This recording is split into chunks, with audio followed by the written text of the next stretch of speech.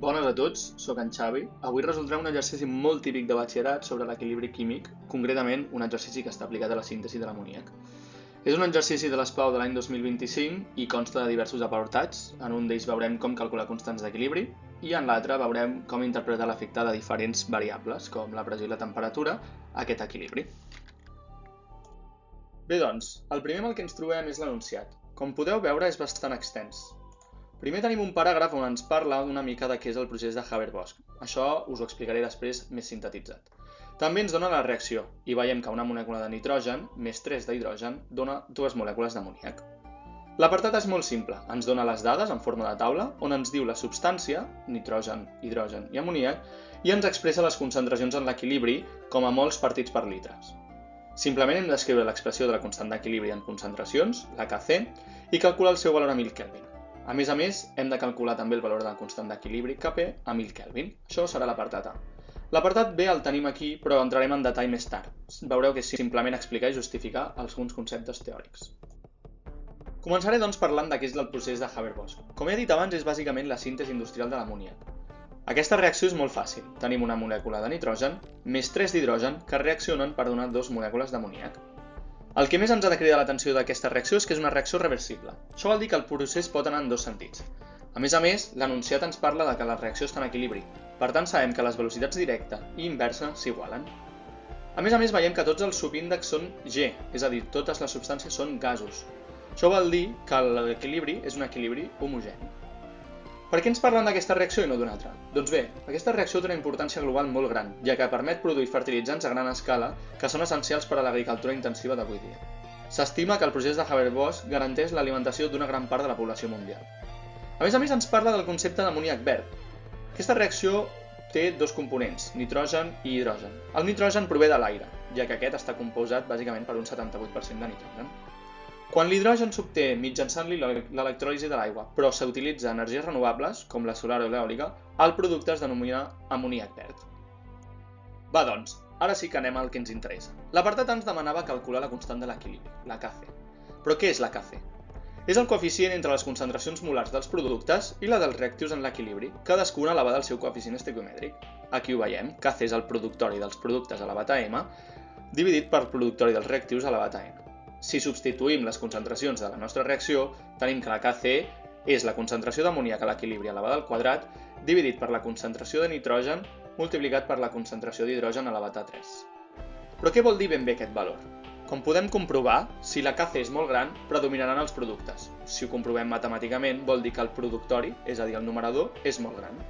Mentre que si la Kc és molt petita, o més petita que 1, predominaran els reactius. Això vol dir que el productori dels reactius és molt gran.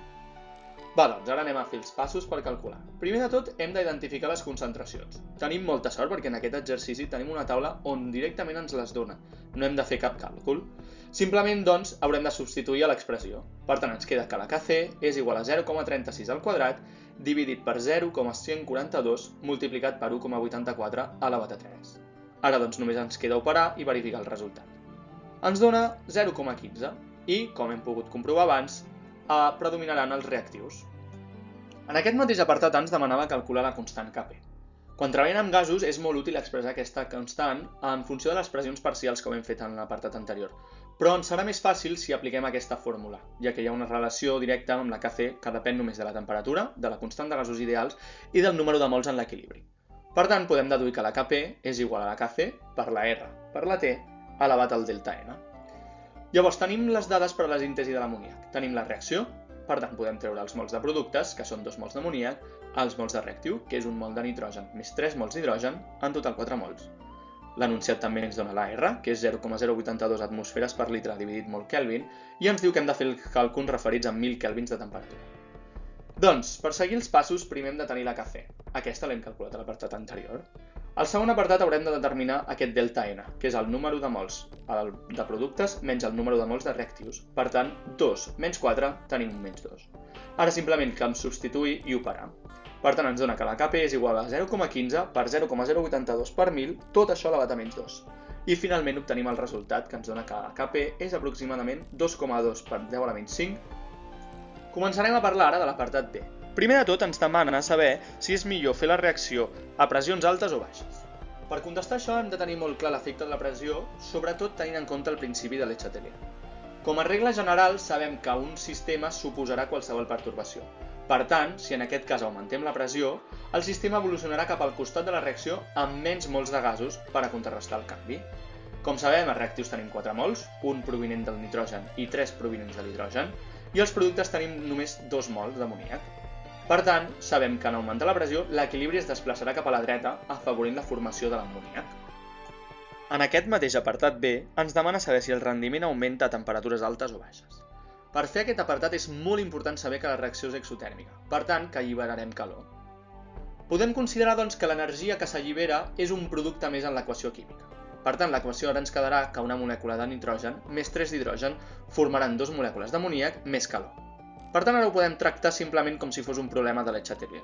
A l'augmentar la temperatura, el sistema intentarà consumir l'excés de calor desplaçant-se cap a l'esquerra, és a dir, cap als reactius. En canvi, si disminuïm la temperatura, el sistema intentarà generar calor, desplaçant-se cap a la dreta, és a dir, cap a productes. Per tant, si el que volem és afavorir la reacció, tenir més rendiment, el que hem de procurar és estar a menors temperatures. Finalment, en aquest apartat ens demana que expliquem, segons el model cinètic de col·lisions, si la reacció es produirà a major velocitat a temperatures altes o baixes. Aquí tenim un conflicte entre velocitat i rendiment.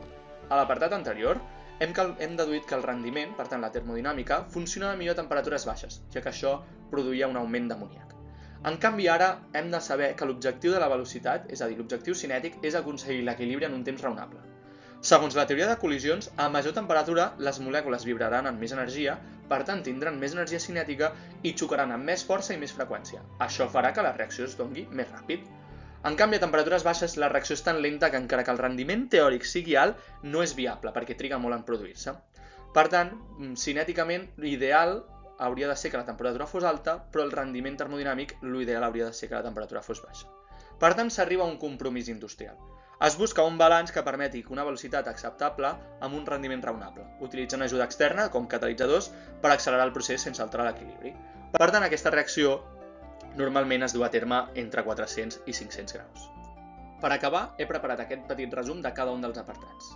L'apartat A de l'exercici ens demanava calcular les constants d'equilibri. La Kc és simplement la concentració de productes dividit la concentració de reactius en l'equilibri i cada una d'aquestes concentracions ha elevat el seu coeficient estequimètric. Per calcular la Kp hem fet servir aquesta relació, on sabem que la Kp és igual a la Kc per la constant de gasos per la temperatura elevat a aquell delta N. I aquest delta N sabem que és els mols de gasos finals menys els mols de gasos inicials. A l'apartat B hem vist com afecta diferents variables a un sistema. Primer de tot hem vist l'efecte de la pressió. Sabem que, segons Le Chatelier, el sistema tendeix a reduir el volum quan augmenta la pressió. Per tant, a alta pressió s'afavoreix la formació d'amoníac perquè ocupa menys volum. L'efecte de la temperatura també hem vist que és molt curiós, perquè termodinàmicament baixar la temperatura afavorirà el rendiment, donat que és exotèrmica, mentre que cinèticament l'alta temperatura afavoreix la velocitat de reacció perquè hi haurà més xocs i més energia. Com hem vist, hi ha un compromís on la reacció es farà sempre entre 400 i 500 graus per tenir una velocitat acceptable sense sacrificar massa en rendiment. Finalment, de la reacció de Haber-Bosch podem dir que utilitzant un catalitzador de ferro s'assoleix més ràpid sense alterar la Kc i que l'amoníac verd és la producció sostenible utilitzant amoníac obtingut per electròlisi amb energies renovables, com la solar o l'eòlica, en lloc de gas natural. Fins aquí l'exercici i la resolució i espero que tingueu molta sort amb la selectivitat.